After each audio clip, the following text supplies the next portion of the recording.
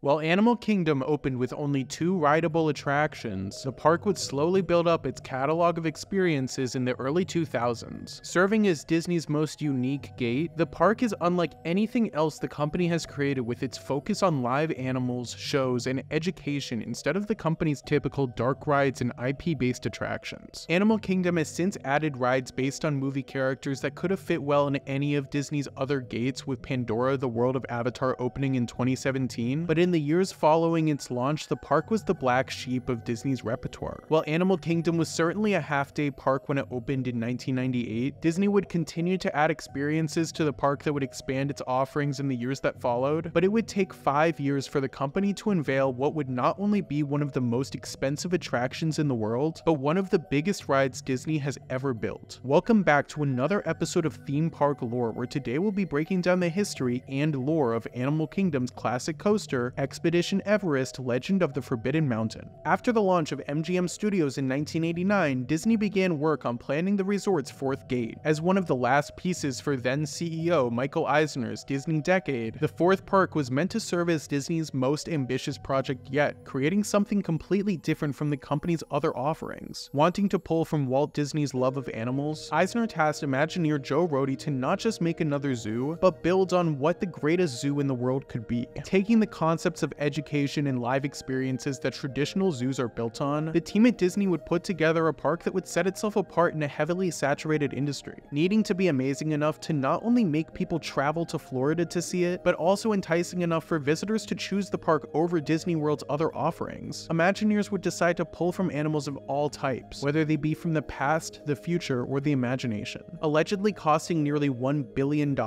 Animal Kingdom was not only one of the most expensive theme parks in the world, but also one of the most ambitious. Combining the moving parts of a traditional theme park with approximately 2,000 animals of around 200 different species, Disney would be taking an already complex business and amplifying it exponentially. With budgets ballooning and development time shortening, Eisner would make the decision to focus Animal Kingdom's scope from 3 areas to 2, with Imagineers being forced to choose between animals of the past with the carnival-themed Dinoland USA and the mythical area of Beastly Kingdom. Planning to build Beastly Kingdom after gauging Animal Kingdom's success, the area's original design would never see the light of day, with many of the park's original designers leaving after Dinoland USA was built, and with Islands of Adventure's Lost Continent area launching a year later with a very similar theme to what Beastly Kingdom was meant to be, the area was scrapped, with imaginary animals being unrepresented at the park. While dragons and unicorns would remain missing from Animal Kingdom, Disney would return to the idea of imaginary animals of a different kind with what would be the park's biggest attraction. Announced in 2003 on the 5th anniversary of Animal Kingdom, Expedition Everest would be the park's only coaster and pull from the legends and myths of the Yeti. Serving as Disney World's tallest point at just under 200 feet, only a half-foot shorter than the legal limit without requiring an aircraft beacon, Expedition Everest was planned to be one of the biggest and most ambitious attractions Disney had ever created.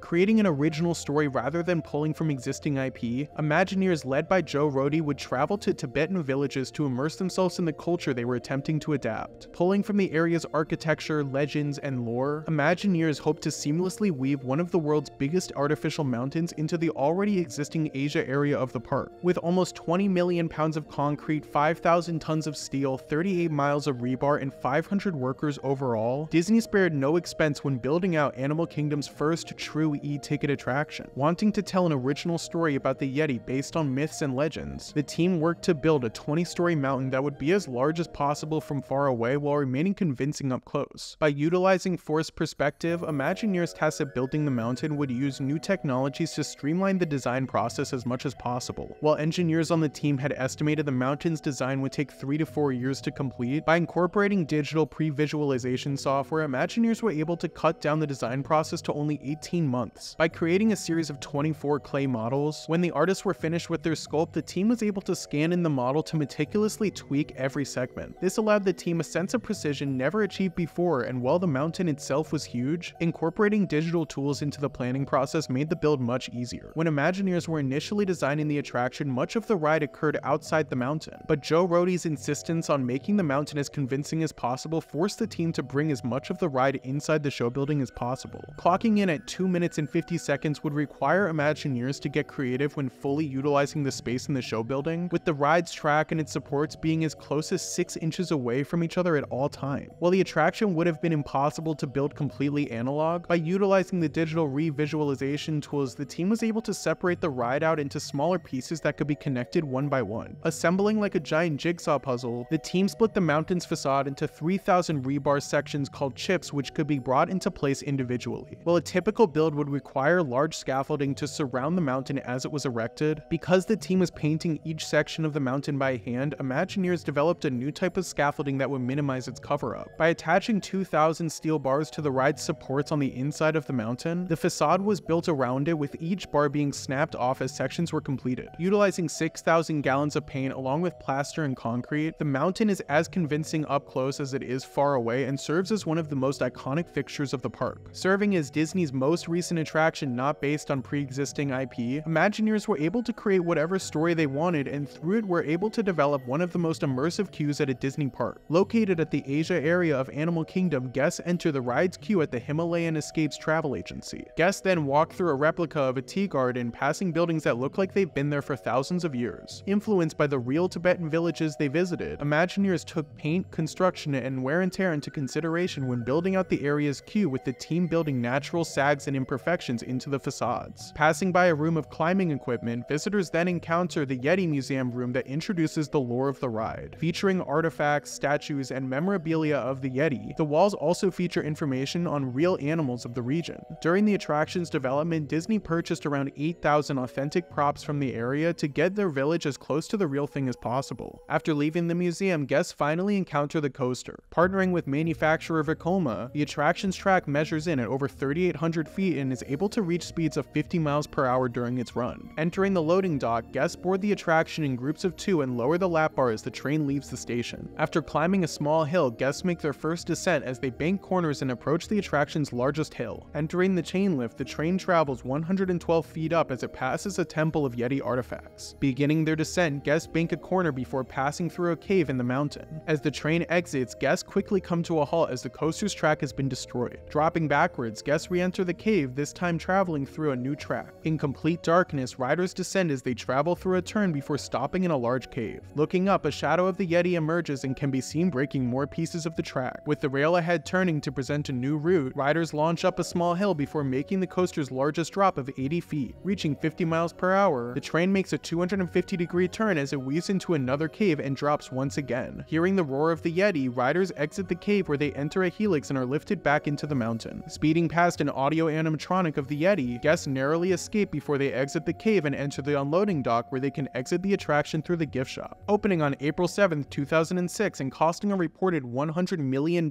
making it the most expensive roller coaster of all time until that point, Expedition Everest, Legend of the Forbidden Mountain was immediately met with widespread acclaim from critics and fans. With many praising the ride's fantastic theming, amazing thrill, and incredible animatronic, Everest provided Animal Kingdom with not only a much-needed e-ticket, but one of the greatest coasters ever built. However, while the attraction was amazing upon release, problems would begin to arise with the attraction's Yeti animatronic that would put Disney's entire ride in jeopardy. While Disney's use of digital pre-visualization software pushed the company into the 21st century and streamlined many of the processes when developing the attraction, the learning curve that came with new technology would present challenges as the ride developed. Because of the attraction's size and the amount of moving pieces, Imagineers would choose to install the ride in 3 parts, with the mountain facade, roller coaster, and Yeti animatronic being 3 completely separate structures that interact with each other. However, because of the complexity of the Yeti, Imagineers were forced to approach it differently than any animatronic they had ever built. With Expedition Everest, everything had to be the biggest, with the mountain being the biggest of Disney's 18 mountains, the coaster being Disney's biggest coaster, and the animatronic being Disney's biggest animatronic of all time. At 25 feet tall and weighing in at 20,000 pounds, the animatronic was the tallest and biggest animatronic Imagineers had ever developed, and while the attraction could physically support the figure, the team behind it had to give it more range of motion than any other animatronic. Because of the speed guests would encounter it at, Imagineers gave the Yeti 19 axes of motion, allowing it to swing out and nearly grab riders as they passed by. However, with its speed and weight, the Yeti was unable to support itself on its legs alone, so Imagineers decided to mount the figure on a support beam through its back, holding it up in the air. Held in place by a concrete base, the Yeti worked as planned on the attraction's release, but began to show signs of wear in the months that followed. While no official response has been given by Disney, it's assumed that the weight and speed of the animatronic provided too much strain on its base, leading to its foundation falling apart, with many believing that the source of the issue came from problems in the digital planning software providing an inadequate amount of time for the concrete base to cure, the Yeti proved to be unsafe operating at full capacity, forcing it into B mode for the majority of the attraction's life. Remaining fully still, a strobe light effect is used in the Yeti's cave to attempt to trick guests into believing that the figure is moving as the train rushes past it. While it's not a perfect solution because of the precision at which the attraction was installed, fixing the Yeti would likely lead to an extended closure that would have shuttered Disney's most expensive attraction almost immediately after its release. While Animal Kingdom has continued to grow since its release in the late 1990s, Expedition Everest continues to be one of the park's best rides and one of Disney's greatest achievements. Animal Kingdom desperately needed an attraction at the magnitude of Everest, and with Disney fully delivering, Animal Kingdom continues to be one of the company's biggest successes and is one of the most visited theme parks in the entire world. With imaginary animals now being represented through Pandora: The World of Avatar, and animals of the past leaving the park soon with the upcoming closure of Dinoland USA, Animal Kingdom continues to stray further from its original plan, but Expedition Everest will always represent a piece of Disney's mission for the park. Let me know down in the comments what you think of Expedition Everest, and thank you so much for watching. Consider subscribing if you'd like to stick around for more theme park lore, and I'll see you in the next video.